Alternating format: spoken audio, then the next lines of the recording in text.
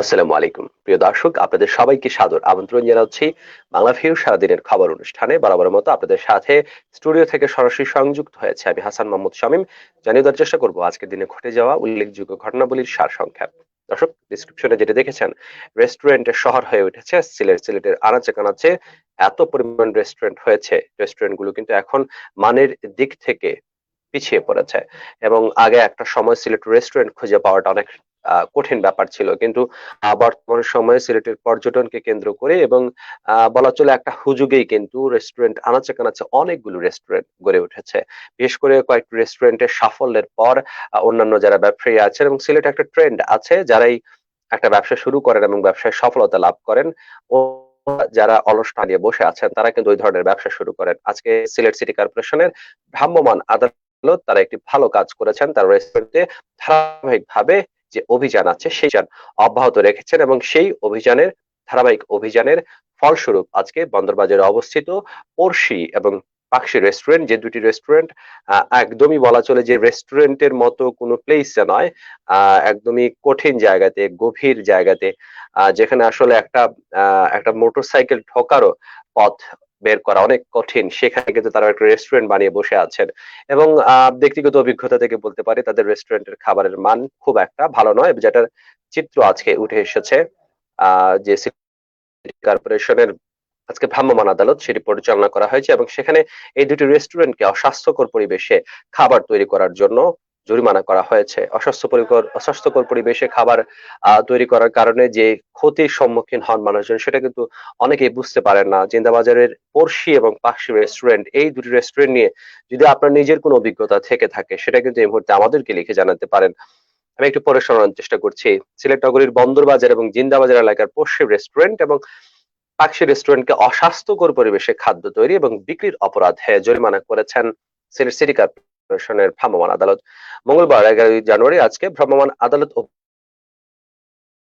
পাঁচতারা নামক বেকারিতেও অস্বাস্থ্যকর পরিবেশে খাদ্য তৈরি এবং বিএসটিআই এর অনুমোদন না থাকায় জরিমানা করা হয়। সিলেট সিটি কর্পোরেশনের জনসংযোগ কর্মকর্তা আলিম শাহ জানিয়েছেন, সিসিকের প্রধান রাজস্ব কর্মকর্তা এবং এক্সিকিউটিভ ম্যাজিস্ট্রেট মোহাম্মদ মতিউর রহমান খান এবং এক্সিকিউটিভ ম্যাজিস্ট্রেট সুনন্দা রায়ের নেতৃত্বে পরিচালিত ভ্রাম্যমাণ আদালত নগরীর বন্দরবাজারস্থ পড়শি রেস্টুরেন্টে অস্বাস্থ্যকর পরিবেশে খাদ্য তৈরি, বিক্রি এবং বিএসটিআই এর অনুমোদনহীন খাদ্যপণ্য বিক্রয়ের অপরাধে 40,000 টাকা জরিমানা। একই অপরাধে পড়শি পাশের যে রেস্টুরেন্ট পাকশি রেস্টুরেন্ট, তাদেরকে 10,000 টাকা জরিমানা করা হয়। এবং বিএসটিআই এর অনুমোদন ছাড়া খাদ্যপণ্য এবং বিক্রয়ে ওজনে কম দেওয়ায় অপরাধে নগরীর পাঁচতারা বেকারিকে 25,000 টাকা জরিমানা করেছে ভ্রাম্যমাণ আদালত। অভিযানকালে বিএসটিআই সিলেটের প্রতিনিধি দল, সিলেট সিটি কর্পোরেশনের বিভিন্ন বিভাগ ও শাখার কর্মকর্তা কর্মচারী বৃন্দ এবং সিলেট মহানগর পুলিশের একটি দল উপস্থিত ছিলেন। সাধুবাদ জানাই সিলেট সিটি কর্পোরেশনের ভ্রাম্যমাণ আদালতের এমন কর্মকাণ্ডের। তবে সবাই কিন্তু এই ধরনের কর্মকাণ্ডের সাধুবাদ জানাবেন না। সিসি কর্মীদের দিকে তেড়ে এলেন দুই অবৈধ ব্যবসায়ী, তারপরে হলো কারাদণ্ড।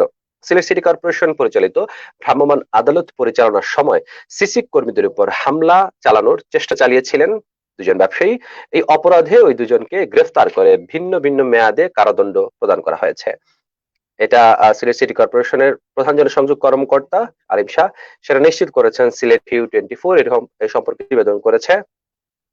মঙ্গলবার দুপুরে নগরীর বন্দরবাজার জিন্দাবাজার সড়কে অবৈধ পার্কিং এবং হকার মুক্ত করতে অভিযানে নামেন সিসিকের ভ্রাম্যমাণ আদালত। এ সময় সড়ক দখল করে রাখা পণ্য সরাতে গেলে সিসি কর্মীদের দিকে তেড়ে আসেন দুজন ভ্রাম্যমাণ ব্যবসায়ী। পরে দুজনকে গ্রেফতার করে পুলিশ এবং ভ্রাম্যমাণ আদালত একজনকে 2 মাস এবং অপরজনকে 1 মাস কারাদণ্ড প্রদান করেন। অভিযানকালে সিলেট মেট্রোপলিটন পুলিশের একটি দল উপস্থিত ছিলেন। দর্শক, করোনার বিধিনিষেধ চলে এসেছে, সেটা ইতিমধ্যেই আপনারা অবগত হয়েছেন। শনিবার থেকে অর্ধেক যাত্রী আসন নিয়ে চলাচল করবে ট্রেন। এবার এবার কিন্তু ট্রেনের সংখ্যা কমবে না। বর্তমানে যত যাত্রীবাহী ট্রেন চলাচল করছে এগুলি সবই চলবে। আজ মঙ্গলবার রেল ভবনে রেলপথ মন্ত্রী নুরুল ইসলামের সঙ্গে ঊর্ধ্বতন কর্মকর্তাদের বৈঠকে এমনটা জানানো হয়েছে এবং বলা হয়েছে সব জায়গায় স্বাস্থ্যবিধি মেনে চলার গুরুত্ব দেওয়া হবে। ট্রেন এবং স্টেশনে সামাজিক দূরত্ব বজায় রাখার জন্য কড়াকড়ি আরোপ করা হবে। মাস্ক ছাড়া কাউকে স্টেশনে প্রবেশ করতে দেওয়া হবে না। ট্রেনে খাবার পরিবেশন, রাতে ঘুমানোর বিছানা দেওয়ার ক্ষেত্রেও স্বাস্থ্যবিধি অনুসরণ করা হবে। এবং রেলীয় সূত্র যেটা বলছে, ট্রেনের ধারণ ক্ষমতার অর্ধেক আসনের টিকিট অনলাইন এবং কাউন্টার দুই জায়গায় সমানভাবে বিক্রি করা হবে, অর্থাৎ 50% টিকিট বিক্রি হবে অনলাইনে আর বাকি 50% টিকিট স্টেশনের কাউন্টারে পাওয়া যাবে।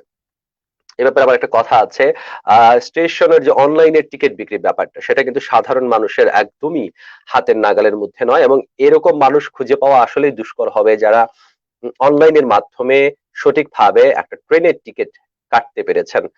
এই ব্যাপারটি আসলে যারা যথাযথ কর্তৃপক্ষ আছেন তারা যদি জোর দেন, একটা সিন্ডিকেট আছে, তারা কিন্তু আগে থেকেই অনলাইনের যতগুলো টিকিট আছে সবগুলো টিকিট কিনে ফেলেন, এবং স্টেশনের পার্শ্ববর্তী অনেকগুলো জায়গা আছে সেখানে গেলে স্টেশনের টিকিট কাউন্টারে টিকিট পাওয়া যায় না, অনলাইনে টিকিট পাওয়া যায় না, কিন্তু স্টেশনের কাছাকাছি অনেকগুলো জায়গা আছে সেখান থেকে কিন্তু টিকিট পাওয়া যায়। এই ব্যাপারটি খুবই দুঃখজনক। 75 লাখ শিক্ষার্থীকে করোনার টিকা দেওয়ার পরিকল্পনা করছে সরকার। এ মাসের মধ্যেই সেই টিকা দেওয়া হবে। শিক্ষা কার্যক্রম চালু রাখতে এই মাসের মধ্যে সরকার 12 থেকে 18 বছর বয়সী 75 লাখের বেশি শিক্ষার্থীকে করোনার টিকা দিতে চায়। এই টিকা দিতে এখন শিক্ষার্থীদের টিকা নিবন্ধনের নিয়মও শিথিল করা হচ্ছে। যাদের বাসায় শিক্ষার্থী আছেন তাদের জন্য বিষয়টি গুরুত্বপূর্ণ।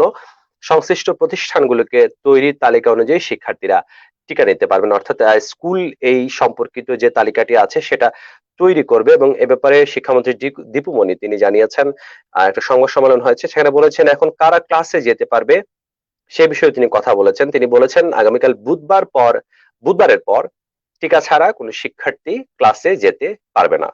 অর্থাৎ যাদের টিকা দেওয়া হয়নি তারা আপাতত অনলাইনে বা টেলিভিশনে ক্লাস করবেন। 12 বছরের কম বয়সীদের ক্লাসও আপাতত চলবে, তবে পরিস্থিতি দেখে এইচএসসি এবং এসএসসি পরীক্ষাও নির্ধারণ করা হবে।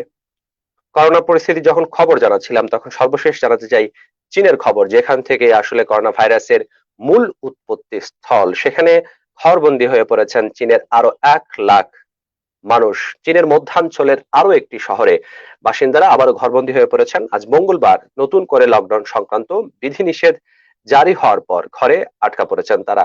করোনার অতি সংক্রামক নতুন ধরন অমিক্রনের বিস্তার ঠেকাতে এমন পদক্ষেপ নিয়েছে কর্তৃপক্ষ, এবং আগামী মাস থেকে বেইজিং এ শীতকালীন অলিম্পিক শুরু হবে, তাই করোনার নতুন করে প্রাদুর্ভাব ছড়ানোর ঠেকাতে বাড়তি সতর্কতার অংশ হিসেবে কর্তৃপক্ষ আবারও এই বিধিনিষেধ জারি দিয়েছে। জিরো কোভিড নীতির আওতায় নির্দিষ্ট এলাকায় লকডাউন, সীমান্তে বিধিনিষেধ, দীর্ঘকালীন কোয়ারেন্টাইন চালু করেছে কর্তৃপক্ষ। বাংলাদেশেও বিধিনিষেধ আসছে, তবে লকডাউনের ব্যাপারটি এখনো সরকারের মাথায় নেই। মানুষজন যদি স্বাস্থ্যবিধি মেনে চলেন তাহলে হয়তো লকডাউনের পথে যেতে হবে না বাংলাদেশকে। দর্শক, আমরা আশা করব আপনারা যারা লাইভটি দেখছেন তারা অবশ্যই স্বাস্থ্যবিধি মেনে চলবেন, সব সময় মাস্ক পরবেন, বিশেষ করে বাইরে যখন বের হবেন তখন অতি অবশ্যই ভালো মানের মাস্ক পরবেন। আমরা আগামীকাল আপনাদের সাথে আবারও সংযুক্ত হব, এভাবে জানানোর চেষ্টা করব সর্বশেষ সব খবর সংক্ষিপ্তভাবে। সে পর্যন্ত সবাই ভালো থাকুন, সুস্থ থাকুন, বাংলা ভিউর সাথে থাকুন। খোদা হাফেজ।